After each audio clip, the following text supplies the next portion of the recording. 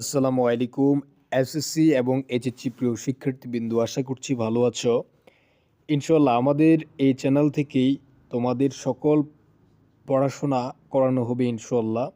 আমরা এ বিষয়ে একটি প্রি কোর্স চালু করব ইনশাআল্লাহ। সো চলো, আজকের টপিকটি হচ্ছে পত্র লেখার নিয়ম। এসএসসি এবং এইচএসসি সঠিকভাবে পত্র লেখার নিয়ম। আমি আশা করছি আজকের এই ভিডিওটি দেখার পর ইউটিউবে গিয়ে আর কোনো ভিডিও দেখতে হবে না পত্র লেখা সম্পর্কিত।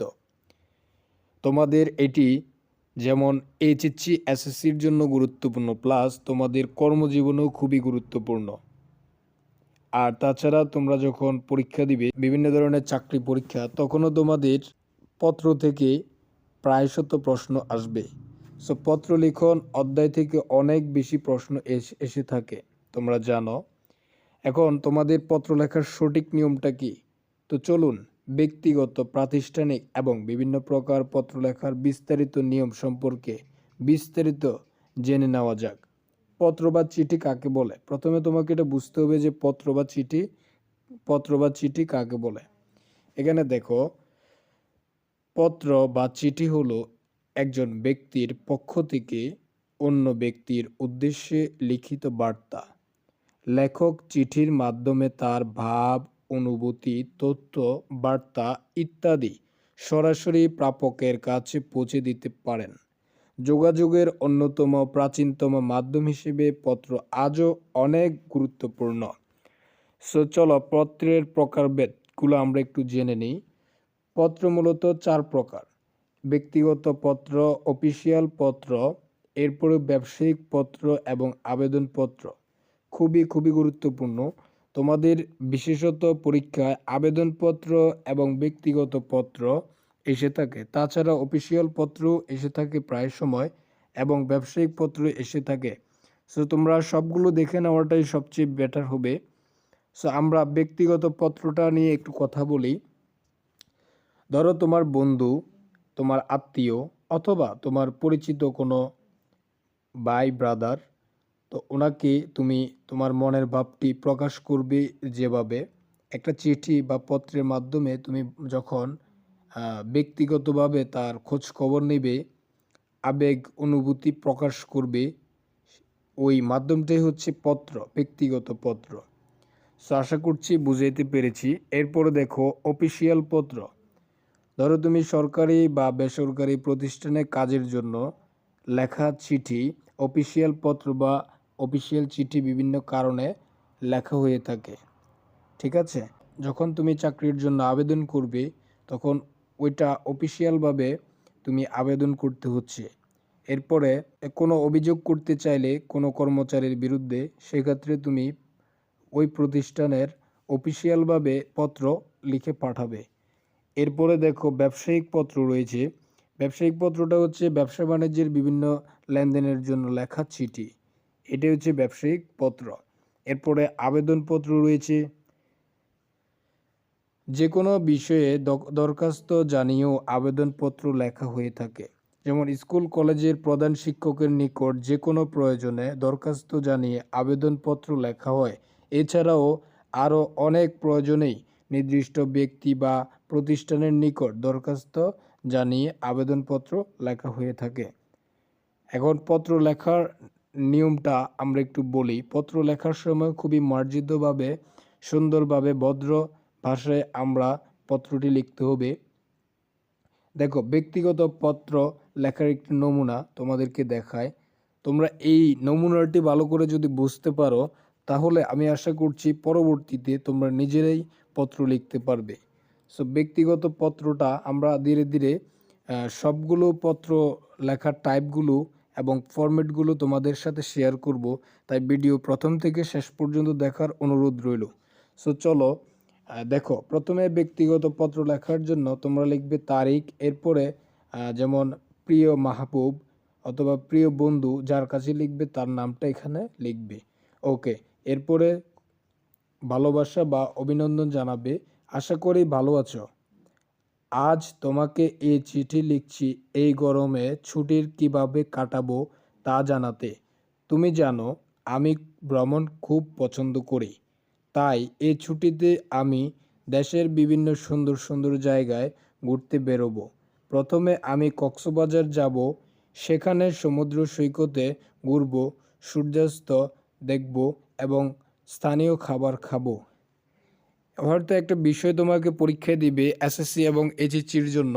যখন একটি প্রশ্ন দিবে, বলবে যে তুমি সুন্দরবন ভ্রমণ সম্পর্কে তোমার বন্ধুর কাছে একটি চিঠি বা পত্র লিখো। তখন তোমরা এটি একটু গোছায় লিখে দিবে। তবে ফরম্যাটটি এভাবে হবে: প্রথম তারিখ, এরপরে প্রিয় মাহবুব দিয়ে শুরু করবে, অথবা তোমার উদ্দীপকে যেই নামটি থাকবে এটি লিখে দিবে।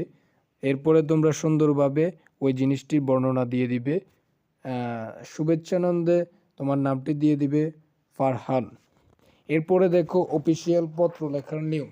অফিসিয়াল পত্র লেখার নিয়ম: অফিসিয়াল পত্র, অফিসিয়াল চিঠি অফিস কর্মস্থল সংক্রান্ত বিভিন্ন কারণে লেখা হয়ে থাকে। একটি অফিসিয়াল পত্র লেখার জন্য প্রথমে প্রাপকের তথ্য লিখতে হবে। অফিসিয়াল চিঠির ক্ষেত্রে প্রাপক উক্ত প্রতিষ্ঠানের উচ্চপদস্থ কর্মকর্তা হতে পারে। অতঃপর পত্রের মূল অংশে পত্র লেখার কারণ বিস্তারিত উল্লেখ করতে হবে। এরপর প্রেরকের নাম এবং বিস্তারিত তথ্য লিখতে হবে। কঠিন মনে হচ্ছে?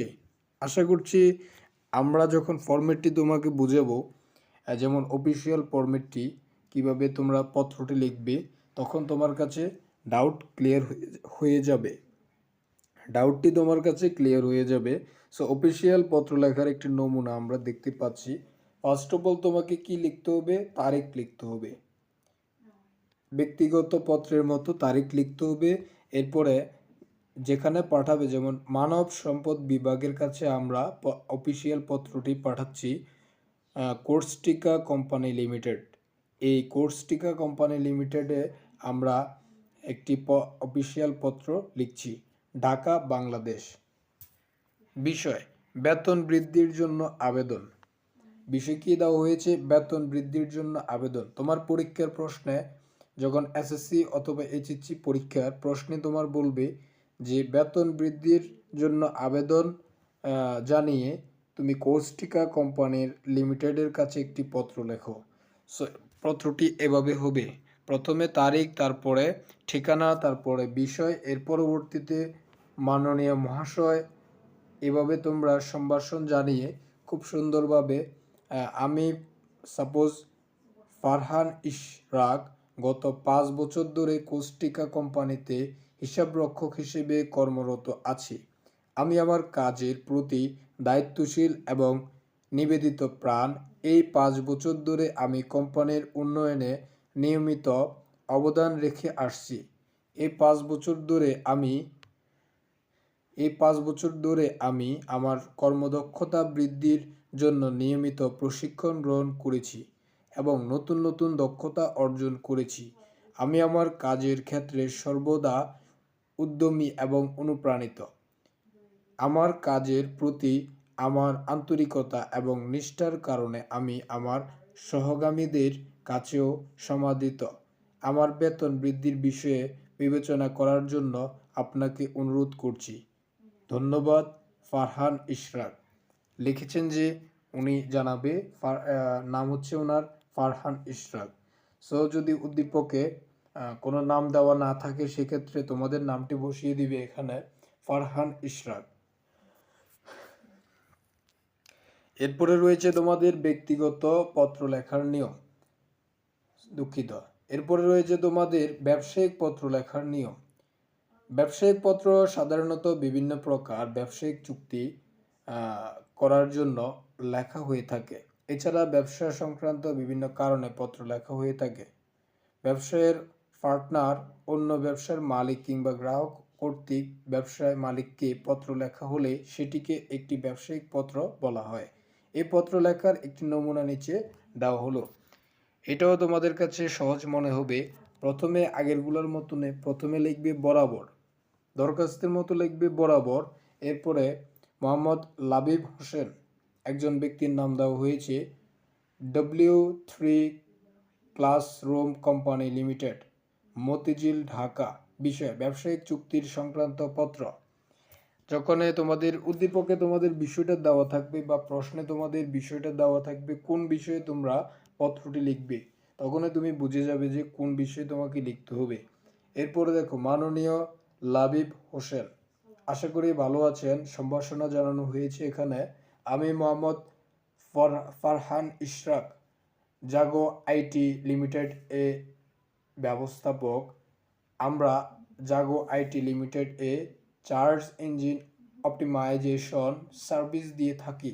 এই চিঠির মাধ্যমে আমরা W3 ক্লাসরুম কোম্পানি লিমিটেড এর সাথে একটি ব্যবসায়িক চুক্তি করতে চাই।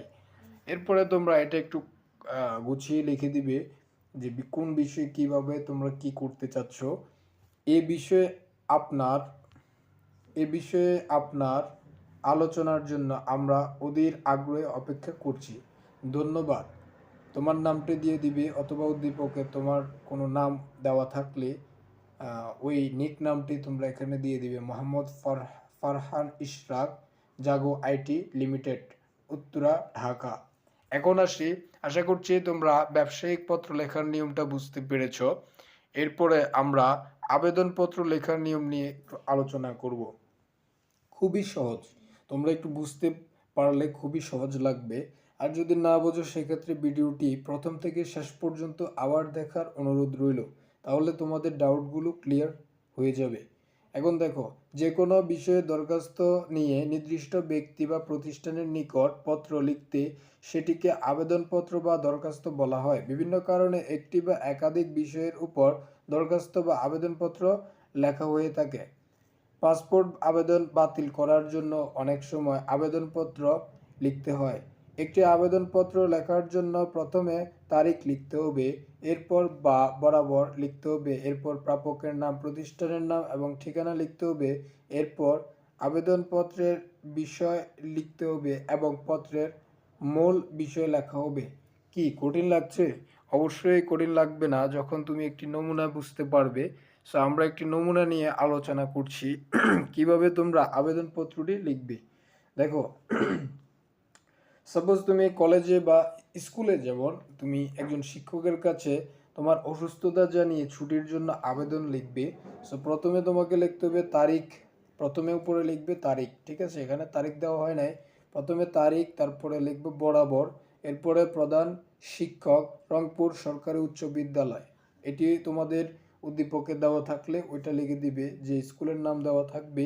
আর যদি না থাকে তাহলে তোমরা তোমাদের স্কুলের নামটি দিয়ে দিবে বা কলেজের নামটি দিয়ে দিবে।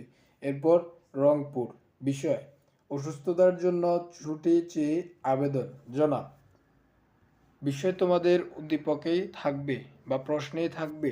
এরপরে দেখো, জনাব, সবিনয় বিনীত নিবেদন এই যে আমি মোহাম্মদ ফারহান ইশরাক বা আমি মোহাম্মদ FM ফারুক মজুমদার আমার বিদ্যালয়ের অষ্টম শ্রেণীর একজন নিয়মিত ছাত্র। আপনার বিদ্যালয়ের একজন অষ্টম শ্রেণীর নিয়মিত ছাত্র। বিগত 3 বছর যাবৎ আমি আপনার বিদ্যালয়ে অধ্যয়নরত করছি। আজকে বিদ্যালয়ে আসার কিছু সময় পর থেকে আমি শারীরিকভাবে অসুস্থ অনুভব করছি। আমার পক্ষে আজকের বাকি ক্লাসগুলো করা সম্ভব হচ্ছে না। অতএব জনাবের নিকট আকুল আবেদন এই যে অসুস্থতার বিষয়টি বিবেচনা করে আমাকে আজকের জন্য ছুটি প্রদান করে বাধিত করবেন। বিনীত নিবেদক মোহাম্মদ ফারহান ইশরাক, শ্রেণী অষ্টম, রোল নাম্বার 2। শেষ কথাটা তোমাদেরকে একটু বুঝিয়ে দিই। তোমরা এই দীর্ঘ পোস্টে এতক্ষণ যাবৎ ব্যক্তিগত পত্র লেখার নিয়ম, প্রাতিষ্ঠানিক পত্র লেখার নিয়ম সহ বিভিন্ন প্রকার পত্র লেখার নিয়ম নমুনা নিয়ে আলোচনা করেছি। পোস্টের শুরু থেকে শেষ অবধি মনোযোগ দিয়ে দেখার জন্য আবেদনপত্র বা ব্যবসায়িক পত্র নিজেই লিখতে পারবেন। এখন থেকে অন্য কারো সহযোগিতা নিয়ে পত্র লিখতে হবে না। সো পড়াশোনা পরীক্ষার সকল আপডেট পেতে চ্যানেলটি অবশ্যই সাবস্ক্রাইব করে রাখবেন এবং ভিডিওটি কেমন লেগেছে আপনাদের অবশ্যই জানিয়ে দিবেন কমেন্ট বক্সে। Thank you so much. আসসালামু আলাইকুম ওয়া রাহমাতুল্লাহ।